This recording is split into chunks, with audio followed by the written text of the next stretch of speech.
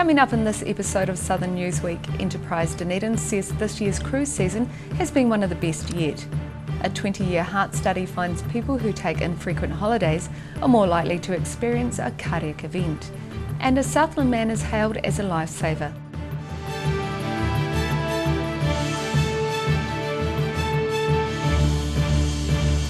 Hello, I'm Melissa Barton and welcome to Southern Newsweek. Enterprise Dunedin says this year's cruise season has been one of the best yet. The season got off to a rocky start, however, with passengers contracting the norovirus while aboard ships scheduled to arrive in Dunedin. Another luxury liner docks in Dunedin's harbour, welcomed by perfect weather. The central city's hive of activity signifies cruise season, on until April, is well underway. I'm Roselle LeBone. Dunedin is alive today with passengers from the Sea Princess cruise ship. Nearly 2,000 tourists disembarked when the liner arrived in Dunedin at around 8 a.m. this morning. It's also been one of the busiest years for Enterprise Dunedin. Eyesight Visitor Centre Manager Louise van der Vliert says the good weather so far this year has meant a more successful season. By this time last year, we'd had 4 or not 5 cancellations due to weather. This year, touch wood, we have had a seamless cruise season. The Sea Princess, seen here leaving Dunedin Harbour this week in the wake of departing ship Newsweek, is now en route to its next destination. But it hasn't all been plain sailing. About 200 people became ill last week aboard the vessel after contracting norovirus following a 2-week round trip between Australia and New Zealand. Medical Officer Dr. Marion Poor says every measure possible is being taken to ensure everything is ship-shape aboard.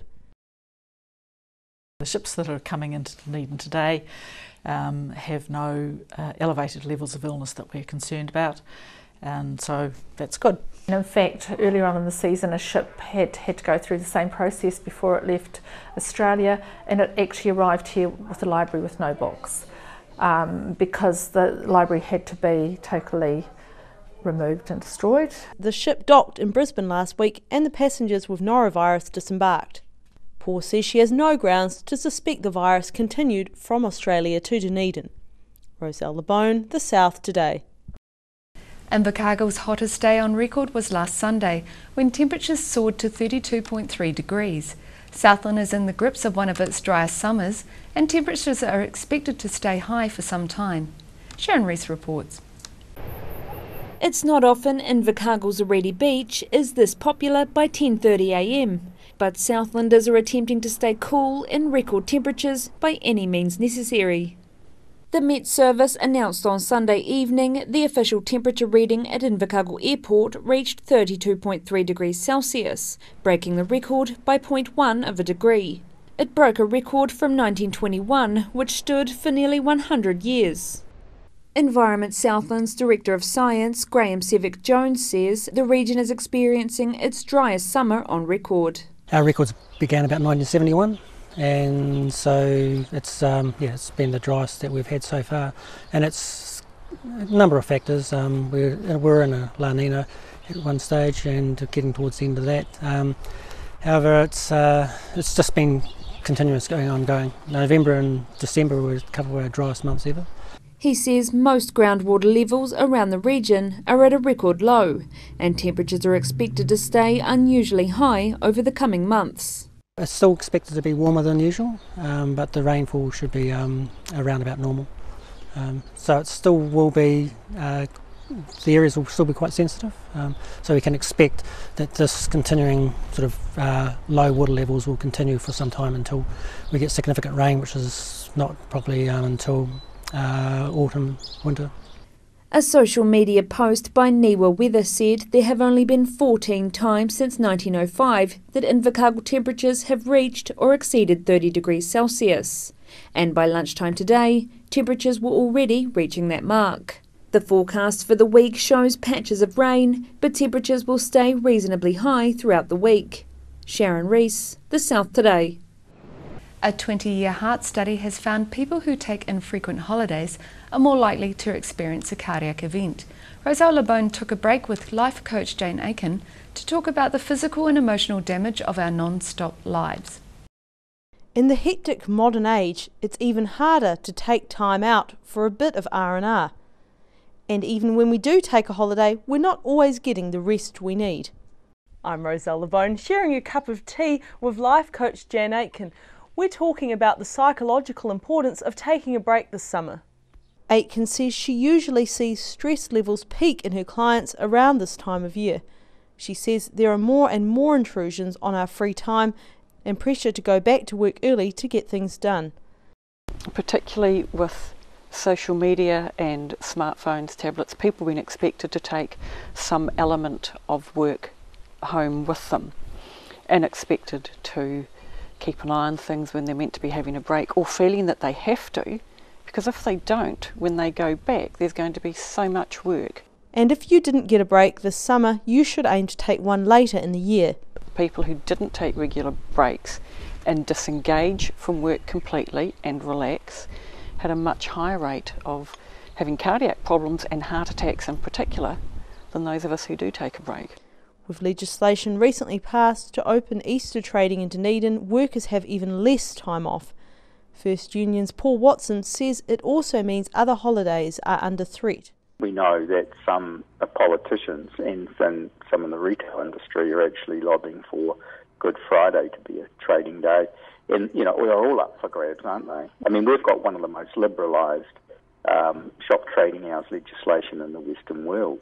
But there are ways to maximise the time off we do have. But it's about doing something you want to do, when you want to do it, and how you want to do it. So if you didn't get a break at all this summer, you might have got a bit more done than the rest of us.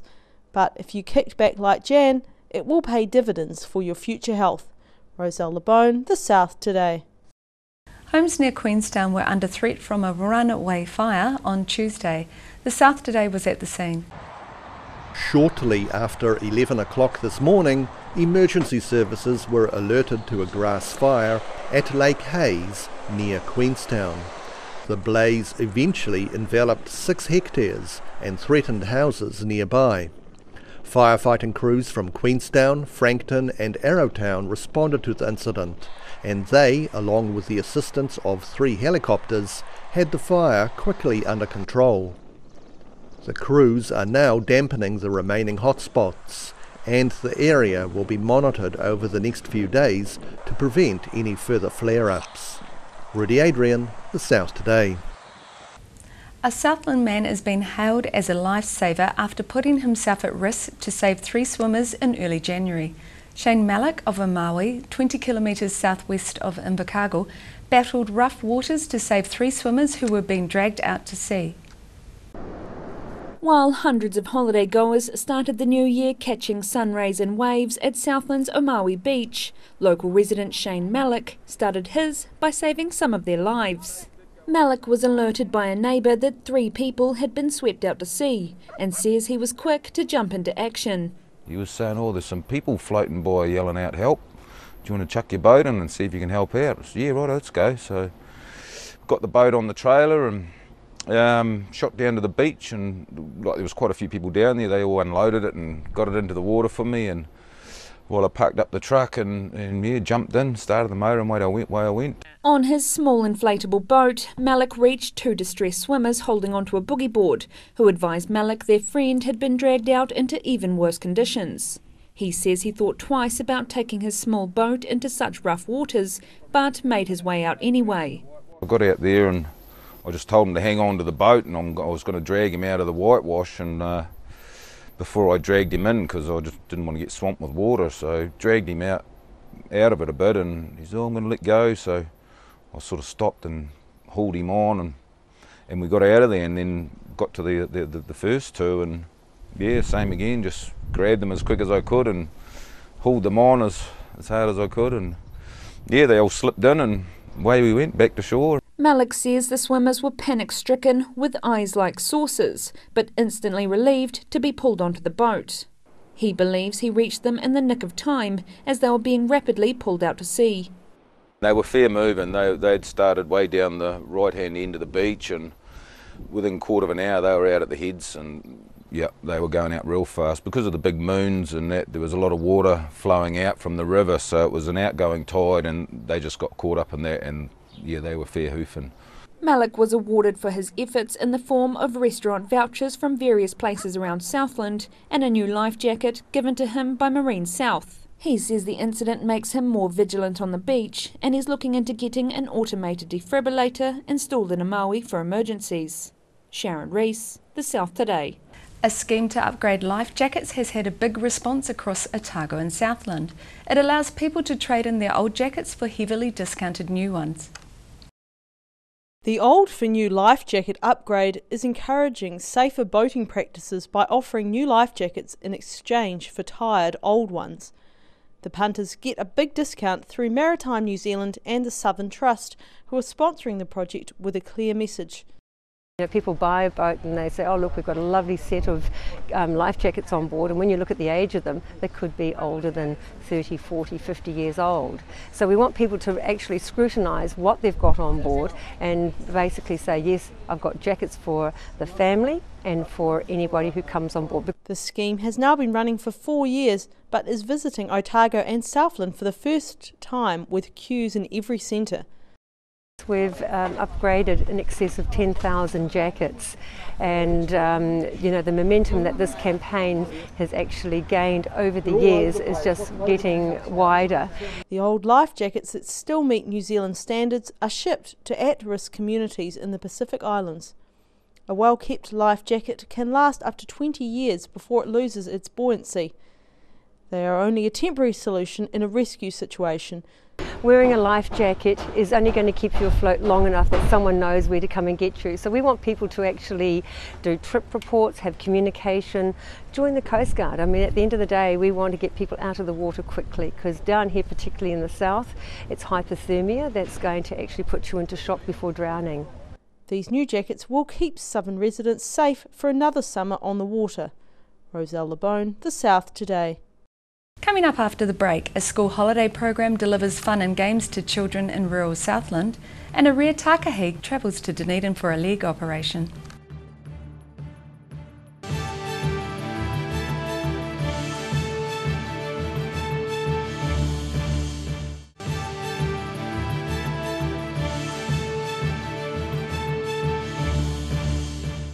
Welcome back. Southland organisations are ensuring no children are left bored these school holidays, no matter how far away they are. The Southland District Council School Holiday Program is delivering fun and games to rural Southland communities throughout the holiday period. The Southland District Council and Venture Southland have been keeping children busy as the festive period comes to an end and parents head back to work. While there are many options for families in the main centres, the Southland District Council School Holiday Program branches out to the region's rural communities to ensure everyone has something to do. The aim is that Southland District Council gets out to the communities and provides some fun and games for the kids during the school holidays. It's kind of offering the smaller communities something so they can do something locally and bringing the kids together just before school starts again. And she said it's not just children who benefit from the program. I think it gives the parents a bit of a break. It's a long time with your kids when you're used to having them at school. So one thing is just to give the parents 5 hours off for a couple of days. And the kids, I think, get really excited to mingle again with other kids. In Riverton, some children jumped, crawled and skipped through obstacle courses, while others enjoyed the quiet of a colouring book inside. Dean said the holiday program was becoming more popular throughout the region. So this year's been really busy. In Te Anau we're completely fully booked with about 70 kids each day. Winton we were fully booked with 40 kids each day. Riverton's seen a really great uptake with 30 at the moment, so kids can still come along to tomorrow's. And Otago getting good bookings. Compared to previous years, we're definitely having more than we've had. The school holiday program will go to Otago, Wyndham, Lumsden and Stewart Island and runs until the 26th of January. Sharon Rees, The South Today. After heavy rains lashed much of the northern South Island, the sun came out again in time for horse races earlier this week in Reefton. Paul McBride joined the crowds to take in the sun. The West Coast New Year racing circuit concluded with the running of the Reefton Jockey Club's meeting at Reefton on Tuesday. The popular 4-day circuit was cut short this year due to the Gamara Racing Club forced to abandon their Gold Nuggets meeting on Saturday, and the Western Racing Club also forced to abandon their meeting at Hokitika last Wednesday due to heavy rain making track conditions unsafe. The weather at Reefton was fine, the track conditions were perfect and the racing was of a high standard. Patrons on course enjoyed the day out, concluding what has been a disappointing circuit for West Coast racegoers. This is Paul McBride for the South Today. A rare female takahe was admitted to the Dunedin Wildlife Hospital on Tuesday. Roselle Labone has more. This little injured takahe, known as Widget, is now a patient at the newly opened Dunedin Wildlife Hospital. A member of the Burwood Takahe Centre, she was sent from Te Anau to the Dunedin Wildlife Hospital for diagnosis and treatment after she was found to have an injured leg. Widget is part of the Department of Conservation's Takahe Recovery Program, where she has raised just under 20 chicks to date. Because she's only been with us for a couple of hours, so we'll start to do some diagnostics and try to figure out what's going on with her, and hopefully we'll get her back out to Te Anau. She's a very, very good breeding bird. She currently has a chick, but her husband, partner bird, and the juveniles from last year are looking after the chick, so the chick is in good hands. Based at Otago Polytechnic School of Veterinary Nursing, a partnership between Otago Polytechnic and the Wildlife Hospital Trust, the hospital will be able to treat up to 500 animals per year when staffed at full capacity. From our perspective, what we would like to do is give back to the veterinary community and provide some veterinary nursing wildlife experience. So we're going to be getting the students coming through the hospital so that they can gain some really, really valuable experience with native wildlife. This penguin will be operated on tomorrow following a barracuda attack. Roselle Labone, The South Today. The Southern Timber Sports Circuit was held in Southland this summer holidays, attracting woodchoppers from around the world. The 6-day circuit is the region's biggest woodchopping event for the year and sees some of the biggest names in timber sports. Sharon Rees has more. Lachlan Moran from New South Wales spent his entire holiday in New Zealand visiting some of Southland's smallest towns. He's been coming to the Southern Timber Circuit irregularly for the past 9 years with his father and says it's a much different experience to the competitions in Australia. We're cutting pine over here, and at home we cut hardwood, so we cut like blackbutt, squiggly gum, white gum, bit flooded gum, but pine, yeah, it's different. Heaps different to cut. It's got cork in it, and instead of being, it's sort of firm, but you just can't get anywhere in it with your axe. And all the blocks vary; they're all different. One could have a lot of cork in it, and the other one could have none in it, and you'd be cutting like butter.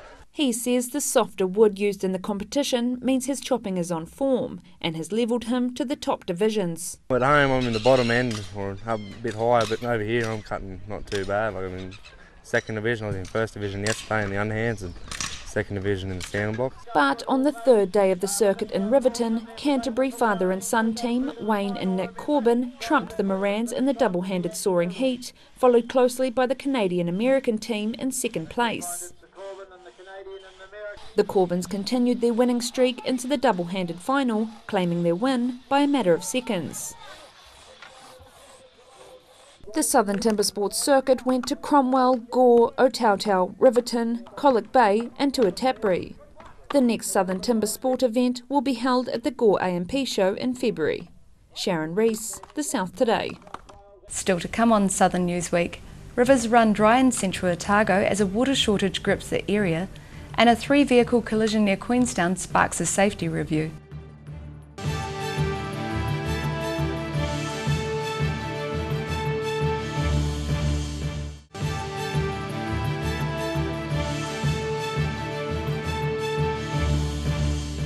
Thanks for staying with us. With the record-breaking hot weather over the last week, Dunedin residents have been asked to conserve water to avoid compulsory restrictions. The spell of dry weather was finally broken, but the Dunedin City Council says first-level compulsory restrictions may still be imposed before the weekend. The rain is back in Dunedin today, but it may not be enough of a decent soak to see the city avoid compulsory water restrictions. Voluntary water restrictions have been in place since early December, but water use has steadily increased in the region since the start of the year. Otago Regional Council Director of Engineering, Hazards and Science, Gavin Palmer, says the Taieri River has reached record low levels and most Otago river levels are below average for this time of year. This week's data shows several rivers are at or below their minimum flow level, and the Lindis and Cardrona rivers are dry in some sections. The first stage of compulsory restrictions would include capping sprinkler use and washing private cars to between 8 p.m. and 8 a.m. A long-range forecast by NIWA has predicted Otago's weather will stay warmer than average for the next 3 months. Roselle LeBone, The South Today. Lumsden's town centre is getting a makeover to address issues which come with a high number of tourist and freedom campers. Tourist numbers to the Southland town have exceeded expectations, and the Southland District Council has taken steps to enforce its freedom camping rules. Sharon Rees has more. On any given summer's day, Lumsden's town centre is packed with tourists and freedom campers making use of its handy facilities. When Lumsden's freedom camping bylaw was introduced in 2015, the popularity of the town came as a surprise to community development members who had originally expected around 6 or so vehicles per night. It exponentially grew into, at the peak last season, of 108 vehicles a night. So yeah, it's averaging about sort of 7, well last season averaged about 70 vehicles a night. This season we're sort of down a little bit on last. We're sort of been seeing around sort of 40 to 50 at the moment. The unexpected numbers have prompted the Southland District Council to put up new signs to mark boundaries, and an enforcement officer will be issuing fines for anyone not adhering to the rules. But Scott says with boundaries clearly marked, freedom campers aren't generally an issue. Maybe with the 1% we might have to issue 1 or 2 fines, but I don't think it's going to be issuing out heaps and heaps of fines because, like I say, they follow the rules because they want these kinds of spaces to be here for them to do it, so they understand that they need to follow the rules and toe the line. In December, Lumsden was given over $220,000 of government funding to upgrade the town's historic railway precinct, which includes the freedom camping area.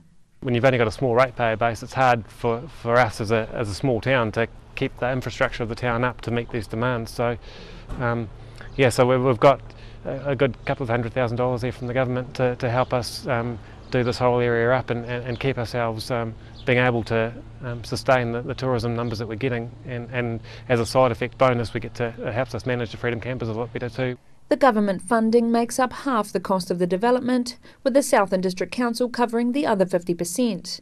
The money will go towards sealing and landscaping the railway precinct, marking boundaries for campers, rubbish bins and upgrading the toilet block. Sharon Rees, The South Today. The intersection where a 3-car collision happened near Queenstown on Tuesday is now under review by the New Zealand Transport Agency. Mina Amso has more. The NZTA is having another look at the layout and safety of the infamous intersection of State Highway 6 and McDonnell Road, 10 minutes outside Queenstown. This came following yesterday's serious crash, which involved a 10-ton tow truck and 2 other vehicles, one of which had a Chinese tourist couple. Sergeant Steve Watt of Queenstown told The South Today this morning one of the 28-year-old Chinese tourists have remained in Lakes District Hospital with serious injuries. Sergeant Watt urged tourist drivers to look twice, if not 3 times, at intersections, as the TA rates this intersection as medium to high based on previous crashes. The review will be conducted in the coming weeks. Mina Amso, The South Today. And finally, the new Curio Bay Tumutoka Natural Heritage Visitor Centre opened to the public in December. The project was 15 years in the making and aims to educate tourists about the significance of the area and its wildlife. Sharon Rees has more. When the sun comes out at Curio Bay in the Catlins, droves of tourists tend to follow, as well as some of the area's curious wildlife. Curio Bay hosts several protected wildlife species, including the Hector's dolphin, one of the rarest marine dolphins in the world, which is a driving reason behind Curio Bay's new heritage centre. With the yellow-eyed penguins getting too close, going and disturbing nests, all those sorts of things, and perhaps the expectation that you could come here and swim as close as you like to a dolphin.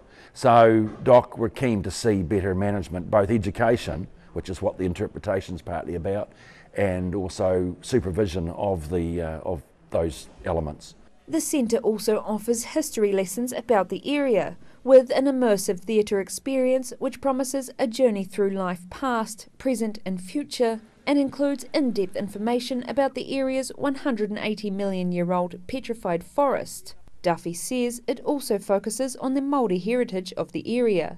That's another element of what we're portraying is the Maori connection, which goes back way before European times, of their migration through this area as they followed the food gathering on a seasonal basis. The centre was built with the support of the Department of Conservation, Southland District Council, Venture Southland and local iwi. While it remains open to the public, an official opening is not scheduled until March this year.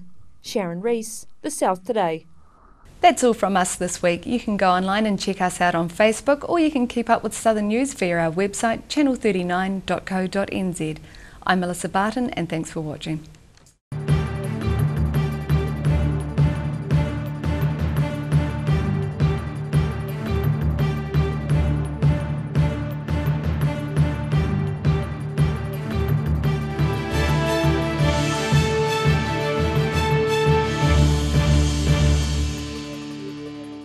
Supporting local content so you can see more of New Zealand on air.